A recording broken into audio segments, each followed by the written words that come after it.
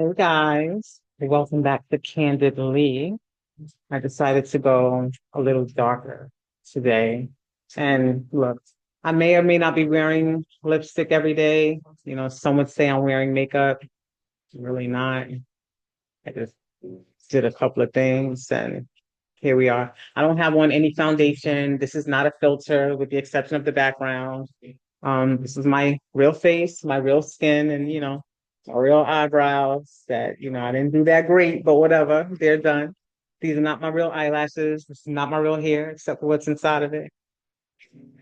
My real lips, no, enhancements outside of the lipstick, because you guys always talk about how you want someone natural. Oh, I'm going to get on a natural subject at some other time. But anyway, welcome back to another episode of Candidly, where you have me, your host, Lisa, Alicia, whatever you want to call me. I pretty much go by just about everything.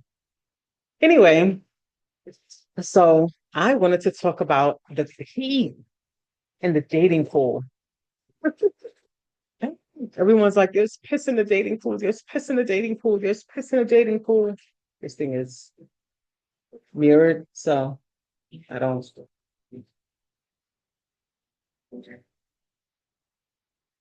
Okay, I guess it's okay. Anyway, everyone's like, how they're in the dating pool. No one is serious about being in a relationship anymore.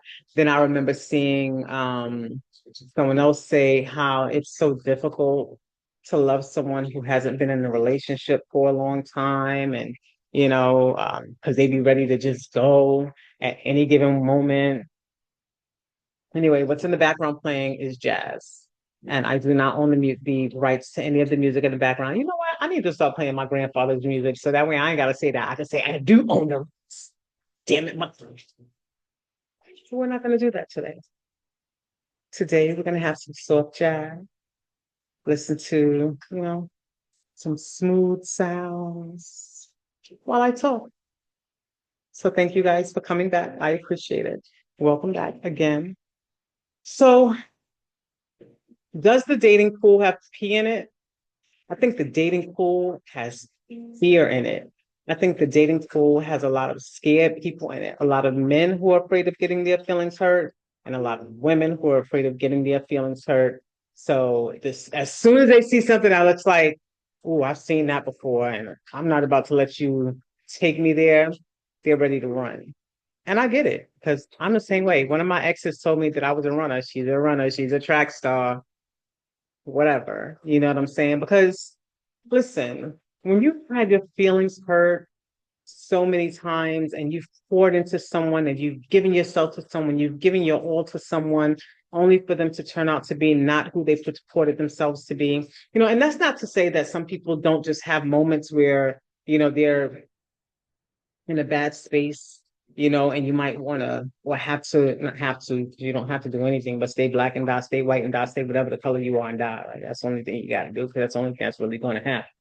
You know what I mean? But sometimes you may be more inclined to love them through their situation. Maybe they lost someone that's close to them. Maybe they are just going through a hard time. Maybe they're remembering something from their past, or something from their past came up and, it's affecting them in a very heavy way.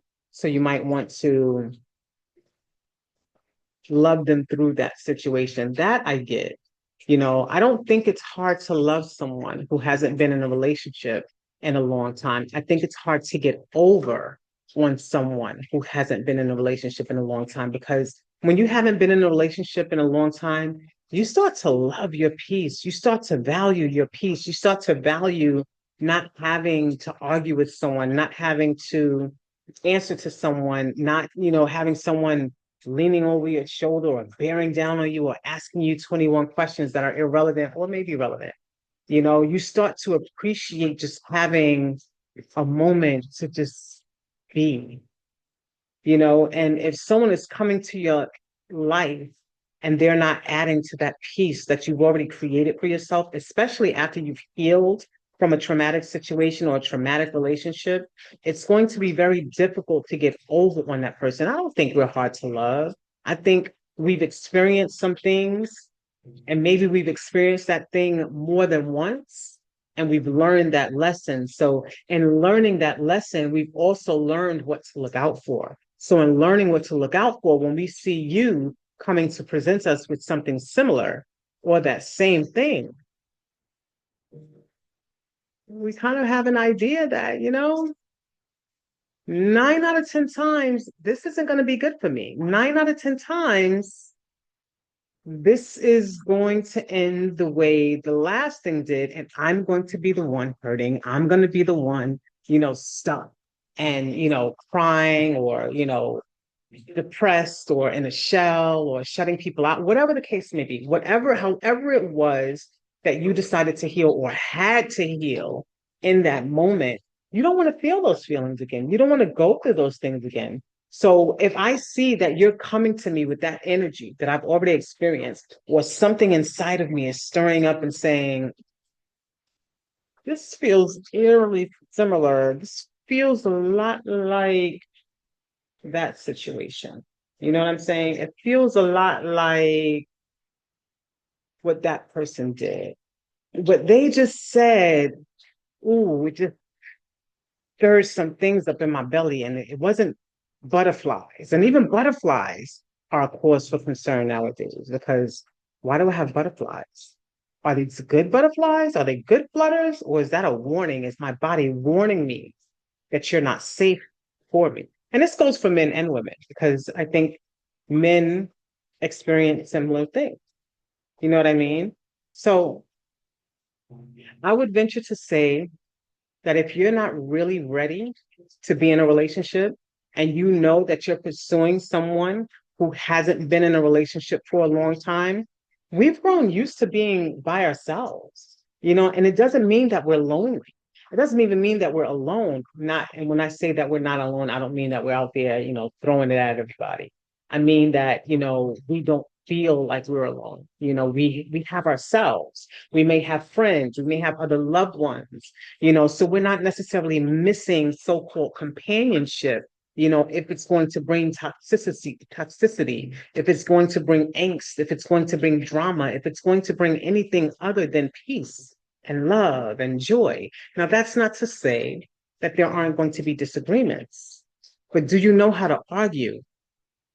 And when I say argue, I'm talking about, do you play fair when you argue? Or are you going to say things under the belt and then expect forgiveness? Are you going to make jokes and then push them off as overreaction? Are you going to do things to test the waters to see just what you can get away with? Or are you done playing games? Are you beyond that? Have you healed? Have you taken the time to grow? Do you know you? Have you grown?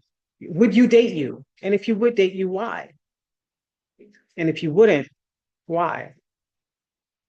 And if you wouldn't date you, why should I? And if you would date you, why should I? Because maybe your reasons for wanting to date you or wanting to date someone like you may not align with what I'm looking for, and that's okay. Just because we're not in alignment doesn't mean that I don't like you, doesn't mean that I think you're a bad person. It doesn't mean that I think anything disparaging of you. It just means that sometimes good people aren't good for each other. It doesn't take away from who you are. And I'm not obligated to be with you because you're a good person. Just like you're not obligated to be with me because I'm a good person. Good is relative. Just because you're good to me doesn't mean you're good for me. You know? So no, we're not hard to love. Echo, stop. I don't think we're hard to love. I think we're ready for love, but only if it's real love, only if it's the right love, only if you're coming without all the extra bullshit. Only if you're coming, without the baggage. And when I say baggage, everybody has baggage. Everybody has baggage, especially if you've been on this earth for a little while. We all have baggage. That's to be expected. But are you coming with something that's so heavy that you don't even want to carry? So you're trying to give it to someone else to carry it for you because that's not fair and it's not right. And it's not something that you should be asking someone to do. Excuse me. You know, I love me. I love me. I love the me that I am. I love the me that I'm becoming. I love who I was, but I realized that who I was wasn't healthy for the life that I want to have. Because who I was someone who was easily manipulated, you know? So when you have been single for a long time, you have time to take self-reflections. You have time to do self-reflections. You have time to really go into yourself and understand or try to understand or determine, why do people do this to me? Or why have I experienced this more than once, more than twice, or all the time? Why do I keep encountering this type of man or this type of woman or this type of friend even? What is it that I am displaying? What is my aura? What is my um body language saying? What are my eyes saying that says I can get over on her? Hmm? So if you're saying that people who haven't been in a relationship in a long time are hard to love, I would venture to say that you still haven't healed and you still have some games that you haven't finished playing. So you're trying to to someone who's seen the games, who may have even played the game and who's over it, who's tired of the game. And you're trying to continue to play a game that's already been played way too many times. And because they know those moves, right? Because some people are so predictable. So they already know those moves. So I already know what you're going to do, and I have an idea of what you might be capable of because, you know, I've seen this before. I've read this story before. I've read this story a couple of times, and I kind of know it. I actually helped write the book. And you know what? I think I'm ready to change the ending of that story. I think I'm ready to have a more positive ending to this story because this ending, it's not it's not giving, as the kids would say, right? It's not it, right? I don't know if I mentioned, but I'm wearing bedroom candy. I'm wearing candy coated illicit. I love it. And I usually don't like dark lips and stuff like that, but for some reason I am loving this. Anyway, so I don't think I'm gonna have this message way too long because it doesn't need to be expounded on for too long, but I would venture to say, and I always say that, and then I wind up going on for 30, 45 an hour. But that is not my intention, okay?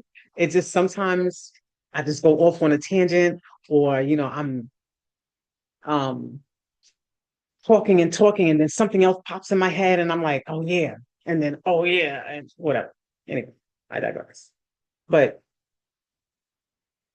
for instance, you know, I got ghosted a couple of times recently. And I'm like, okay, whatever. You know, it doesn't really make a difference to me because I know what I desire to have. And I'm okay with anybody leaving except my son.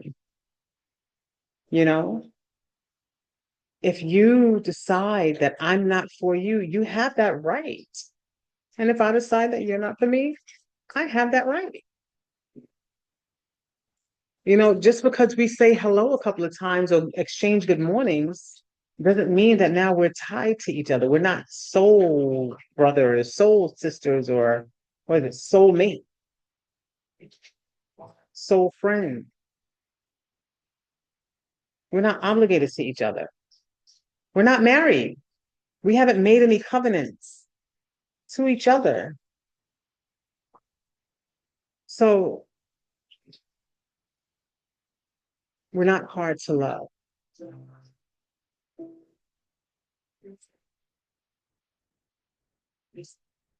And if you're talking to one of us and we ask you something like, you know, what do you want in your relationship or something like that? And if I'm asking something along those lines and he's telling me, I need a woman who's going to be my peace, that's a red flag for me.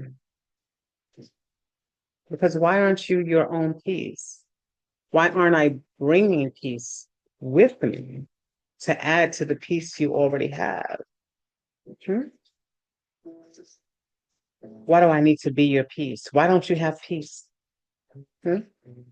And then if I piss you off, now I'm no longer bringing you peace, right? Because I'm bound to piss you off. I'm human. I'm not perfect. Although I'd like to be. Hmm, maybe not. A lot of pressure on being perfect. Sometimes I like not being perfect. It's more fun. We'll talk about some of the fun things you can do with your imperfection. I will at some point be putting videos on my Nice and Naughty Greetings website because, there are so many restrictions on Facebook and can't nobody tell me what to do on my own shit. You know what I'm saying? So I am going to be talking about some of the toys. I don't have any toys right now. Most of my toys are in storage and I haven't ordered any yet, but I will.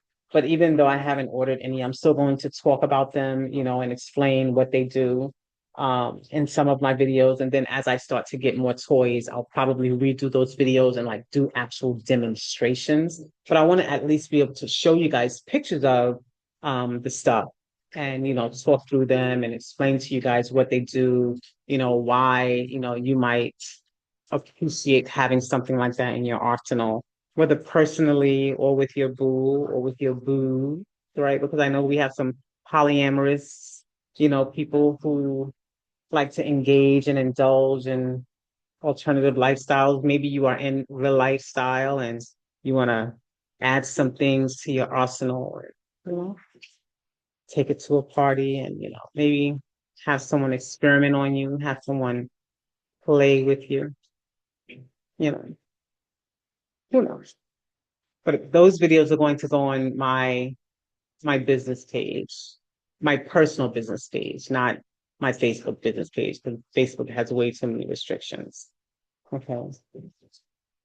So stay tuned for that. I'm trying to determine what I want to start with and how exactly I want to do that series.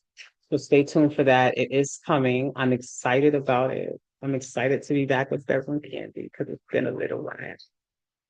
And I did well. I did well. I had a lot of fun with the people who I did parties with, and so I'm looking forward to that. Anyway, outside of that, you know, really ask yourself if people who haven't been in a relationship in a while are hard to love, or do they have really strong bullshit meters? Are they really good at reading through your bullshit? Hmm? Are you just not as good as you thought you were at pretending? See, because when you've been through things, when you've experienced things, you become an energy reader and you pay attention and you kind of hone in. So as I'm sitting there and, maybe we're eating dinner or whatever the case may be, I'm watching you and I'm smiling and I'm watching you We're talking, we're engaged in conversation, and I'm asking you questions. And you may be asking me questions. I'm also paying attention to the questions you're asking because those are relevant too, right? And I'm paying attention to your mannerisms when you're answering my questions. I'm paying attention to your answer to the question. I'm paying attention because what I've also found is that a lot of you like what I like, and then when I don't, or I have a difference of opinion, your opinion also changes. So, and I find that the so-called good men do that more than anything else. They're either very combative or they agree with everything you say, which is have your own mind. Now, it's one thing if we have a lot of things in common and this is just the way we think, right? And I'll know that in our conversation because some of the things you say, I'll agree with, you know, and I'll see, okay, we have a similar thought process. Okay, cool. I can appreciate that. I can receive that. And, I trust in some way that, on some level, we have some similarities. We have some things in common. We got something in common, right? And that's great. But, you know, I am paying attention. I'm paying attention to how you touch me. If you touch me, I'm paying attention to how you're trying to persuade me because a lot of you purported good guys. Love that we're all adults, right?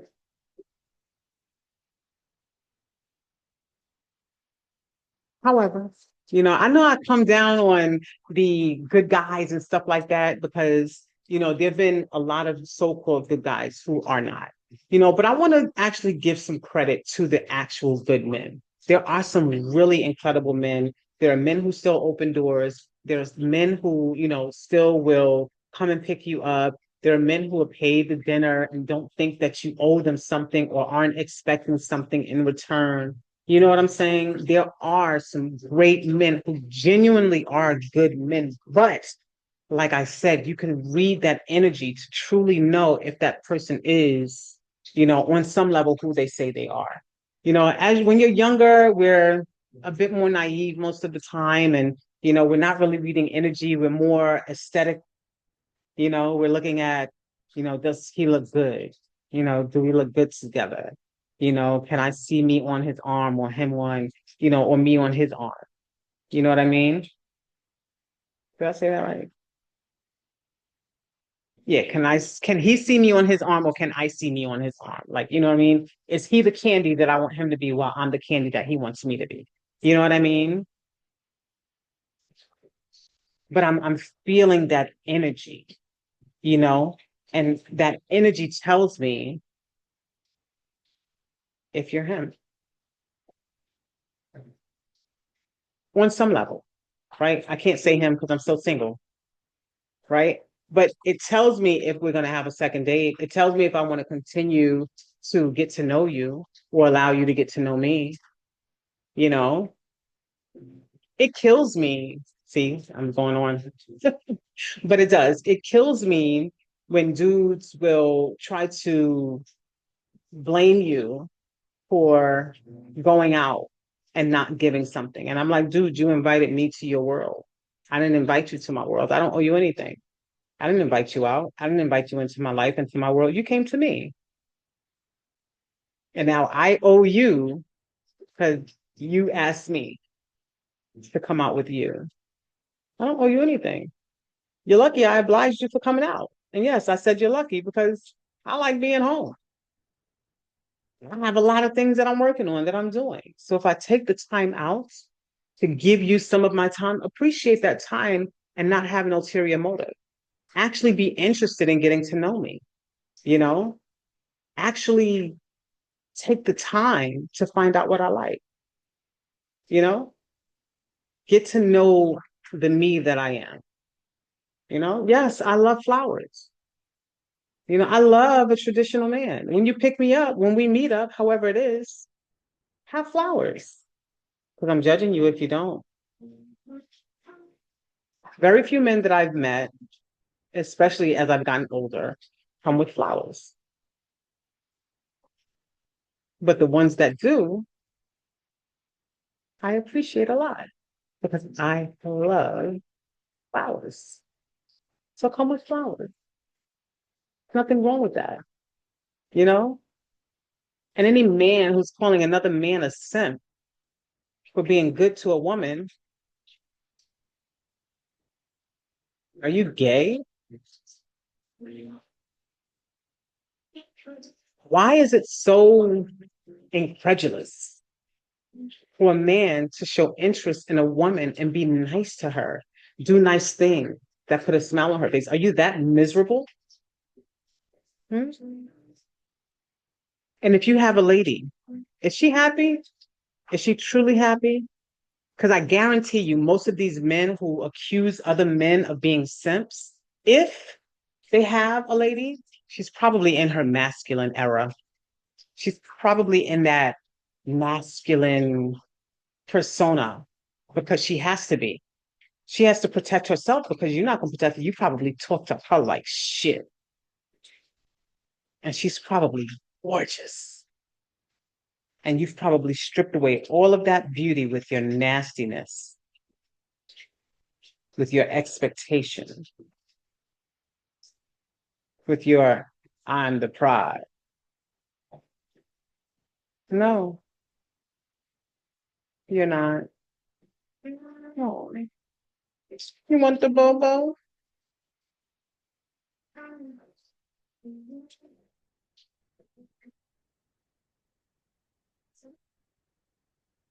If you have to be the prize as the man in your relationship, you're in the wrong kind of relationship. You might want a lavender relationship. Stop that. Okay. If you're not done playing games, don't even try. Why is it that men who like to play games don't pursue women who like to play games? Y'all can play games together. Hmm? Y'all can see who can fuck more people in a night. Y'all can play games like let's see who can get the most numbers. Hmm? Y'all can take pictures while your head is down in this chick's pussy, take a picture. And while she's sucking this dude's dick, take a picture. And then see how many different dicks and pussies y'all can randomly take pictures of together. Hmm? Play those games. But why do you have to play games with people who are genuine, who are kind? Why do you want to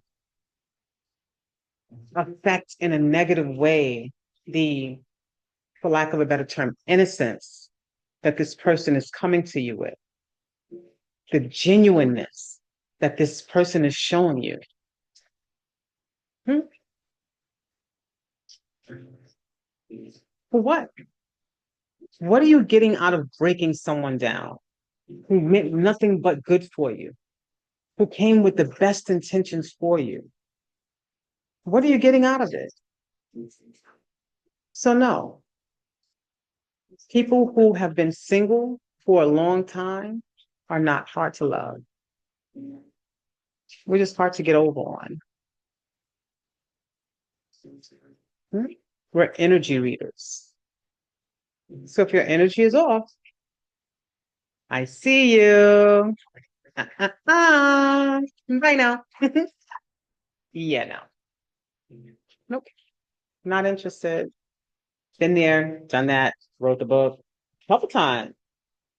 I already know how this ends. So let's just skip to the end. Done. Well, come healed.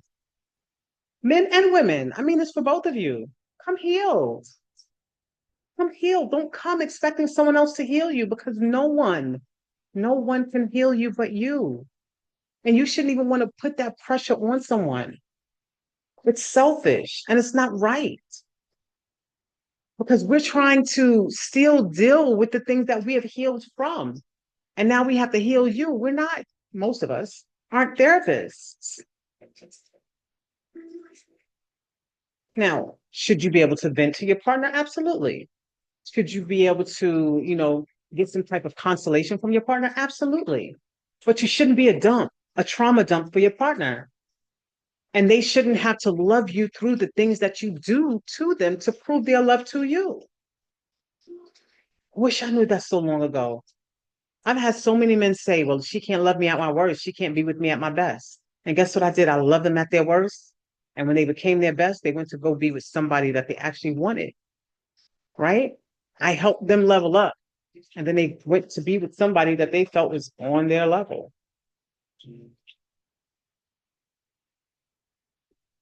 So, no, come healed, come whole, come real, come you, be authentic, be authentically you. Because I'm going to be authentically me. Okay? How I speak here is how I speak everywhere. Unless I'm joking, then I'll be like, you know, my son will tell you, even when I'm angry, I'm usually not yelling. I'm not a yeller. No, I'm not a yeller. I'm a screamer. I'm not a yeller. When I argue, we're talking like this. Especially if we have a disagreement in public, don't try to embarrass me in public because I'm going to smile and I'm going to curse you out. And then I'm going to leave.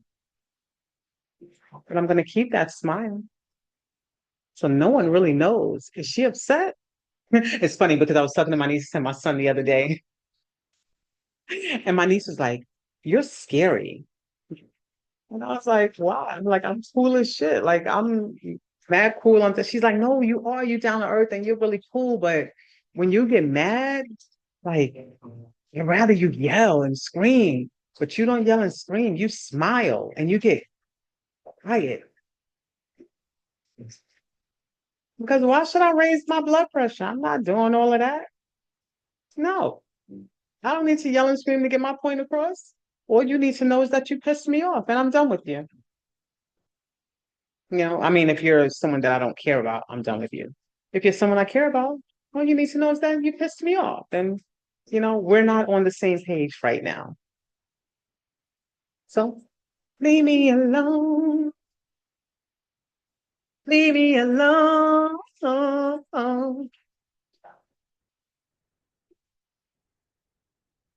I might start singing if you piss me off, you know? I'm an asshole when I'm angry, but I smile through it because why should I get all wrinkly and start looking old, you know? And that's the other thing. A lot of times you get into these relationships with people who pretended to be one person and then you find out who they are and now you're depressed and you're sad and your face. If you look at me last year, I look younger now than I did last year and I'm older. But last year I did not look my age. I look at videos and pictures of me and I'm like, ah, you was hard. And then I look at me now in the mirror, girl, you look good. Mm, because I got rid of that toxicity. A toxic person will drain you. They will drain the life out of you, the energy out of you, the suppleness out of you. They will take your blood. And I don't mean physically or literally. Some of them probably will. But you'll look so gaunt and drawn and withdrawn and pale and old.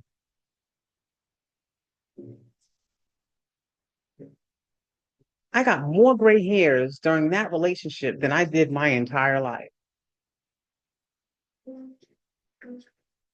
And I started graying early. I started graying at like 17. So we're not hard to love. We're just hard to fuck over. And we'd rather do without. So the first time you disappear, stay gone. Because who's playing that game? Hmm? If you're interested, be interested. Yes, I'm the type of girl who wants to talk to the person I'm talking to every day. And if we start out talking every day and then we skip a day, oh, I'm done. Unless something serious happens, you know, there was a death or you got hurt or there was some actual emergency. But anything short of an emergency, sweetheart, you can stay gone. Because I love being by myself. I love being with me. I love my company. So being with you have to show me why being with you is better than being just with me. Hmm? I'll bug out and act a fool. You know, I don't have to be shy with me. You can go crazy. I can sing and dance, yell and scream. My son will tell you. If I'm yelling and screaming at him, he knows I'm joking. And he's literally laughing in my face. This has happened in the street where I yelled at him in his face and he's laughing and people are looking like, and then I'll start laughing. But I had an ex who told me my son had done something and he came up to me. I called him over and I said what I said with a smile. And he straightened up right away. My ex said that he had the look on his face looked like he had the fear of God in it. He's like, what the hell did you say to him? Most parents are yelling and screaming at them. The chick who I was there with, she's a yeller and screaming, you know, and I'm not. And I was like, I said what needed to be said. I don't have to yell and scream. He knows when I mean business. So you got to show me why being with you is better than being with me by myself. I love my company, you know. I get to watch my shows. You know, I don't even watch a lot of TV, but when I do, you know, I want to binge watch something, I'm binge watching. You know, I don't have someone trying to force me to stay in the bed knowing I have things I need to do. No, babe, lay here for another hour, 2 hours, because I don't want to do nothing with my day. I don't have time for that. I'm a woman who likes to do things. Now, that doesn't mean that, you know, if I'm with my person, sometimes I don't want to sleep in, but I'm not going to sleep all day. You know, now I'm laying there feeling like I got to oblige you so you don't feel like I'm neglecting you. But I just gave you X amount of time. You know, there are veg out days, but every day is not a veg out day. It's not. Because now I feel like you're trying to sabotage me. Now I feel like you're trying to hold me back from doing the things that I want to do instead of encouraging me to be the best version of me, instead of encouraging me to get shit done, maybe even bouncing ideas off of me. Hmm?